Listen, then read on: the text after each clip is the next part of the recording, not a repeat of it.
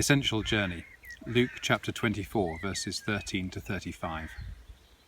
When you're looking in on Christianity from the outside, it's easy to see the Bible as full of stories of faraway people of whom we know nothing. It all seems obscure and distant. In 1777, the philosopher G. E. Lessing crystallized this problem in a memorable sentence. Accidental truths of history can never become the proof of necessary truths of reason. In other words, a story is just a story. It's full of particular details that have no essential bearing on the truth about existence. What Lessing didn't realize is that everything's part of a story. Even when we give a rational or mathematical explanation for something, we're assuming some kind of a story. Stories are the way we join different pieces of information together to make a coherent whole. Right now, in the midst of the virus, we have no idea how to do that.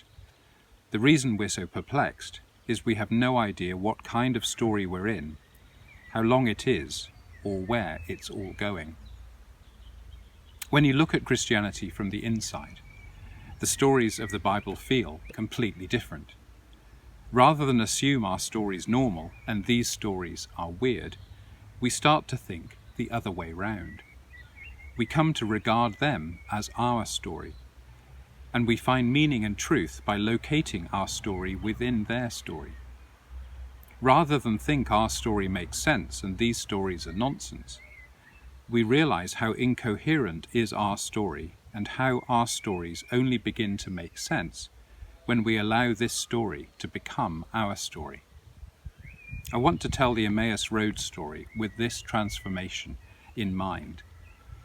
In its simplest sense, it's the story of two people whose story made no sense until they let Jesus tell them his story, and then they were on fire with a true story. Let's walk through it stage by stage and see how that transformation takes place. At the start, the disciples' story makes no sense. When Jesus asks them their story, they open their mouths, but no words come out. They stood still, looking sad. Stay with that description for a moment. If Jesus were to come up beside you and your companion and say, "Tell me what you're discussing," would that be you? They stood still, looking sad. Hard to blame them. They'd invested their whole lives in Jesus. They'd risked their necks.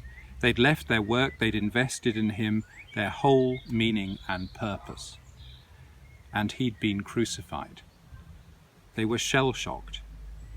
Is there a part of you that's stationary and sad, paralyzed and frozen, numb and lost? Here you are in this story. Then Jesus coaxes the story out of them. It's a cascade of words and events, until the one that matters. We had hoped that he was the one to redeem Israel. Pause again, and put the most shattering event of your life into that space. We had hoped. That covers it. See how the word hope contains a story. When a child dies, you grieve what you've known, but even more, you grieve the years that never came to be. We had hoped. When a relationship ends, you mourn the loss of something special, touch, laughter, companionship, but even more, the seizing away of something you glimpsed, the folly that for a moment you dared to dream.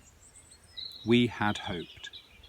When a political leader's assassinated, you fear the upsurge of violence, but you lament the future that seemed to be opening up, the new beginning snuffed out. We had hoped. Here you are, in this story. Then something remarkable happens. Jesus has heard the two disciples out. He's waited gently beside their silence and listened patiently to their story. What he does next is to tell a story that doesn't deny their story, but envelops it in a larger story. He embraces their feelings and their facts and encloses them in something more expansive and more wonderful. Was it not necessary? Was it not necessary that the whole purpose of creation was for God to come in person and be with Israel in flesh and blood? Was it not fitting for the covenant on tablets of stone to turn into a covenant of flesh and blood? Was it not inevitable that when divine goodness came face to face with human frailty, humanity would regurgitate and annihilate it? Was it not necessary? Doesn't have to mean God planned it all. It means God found a use for it all. Nothing could finally resist being folded into God's story. Was it not necessary? You've been there. It's the moment when you scatter the broken pieces of your story out in front of you, and then someone gently and kindly, but inspiringly, puts them together in a coherent shape like a mechanic assembling a motorbike from items strewn across a garage forecourt. Was it not better that you knew what heartbreak felt like, so when joy came along you realized how precious it was? Was it not necessary for you to experience failure so you could become a compassionate person who understands life isn't fundamentally about winning? Was it not necessary? Here you are in this story. The disciples don't want it to end. They spilled out their story and it was sad and stuck. This is the same story, but in Jesus' mouth it's amazing and glorious. Stay with us, they say. Oh, how we know that feeling. I could have danced all night and still have begged for more. We don't want it to end. We've met a very special person and we want to go on talking and grafting our life into theirs forever. Who cares if the trains reach the station? The course is over. The music's stopped. Stay with us. We want more. This is fabulous. But think about it. We can't freeze the frame. You can't put a moment in a bottle and keep it forever. We all know people who want their marriage to be like their wedding day, want their Christian life to be like their conversion, want to turn a rolling film into a static photograph. We know that instinct very well. Stay with us. Here we are in this story.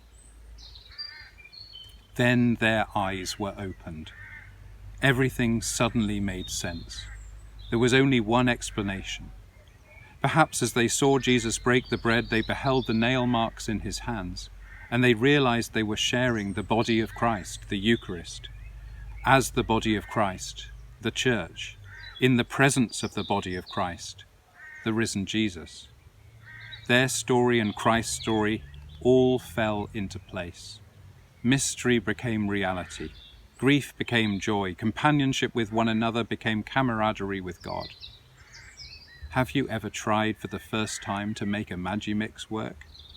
It won't start till you've got the bowl and the cutter and the lid and the funnel all in place, and the bowl has to slot into the handle from the right angle, and then vroom! Suddenly, if the last person left it switched on, in a terrifying whiz it explodes into life. Vroom! Their eyes were opened. In a flash, you looked at an old friend and thought, I love that man. Instantly you looked at the early morning sun, peeping through the spring trees, and thought, this is such a beautiful world. Then their eyes were opened. Here you are, in this story. And finally, on the way to Jerusalem with the news, they said to one another, were not our hearts burning within us? When does fire figure most in the Bible? When God meets Moses in the burning bush. That's the start of liberation, the beginning of covenant, the central moment of God's walk with Israel. God says to Moses, I will be with you. And here on the first Easter day, it's the start of liberation, the renewal of covenant, the central moment in history. The disciples say to one another, God was with us.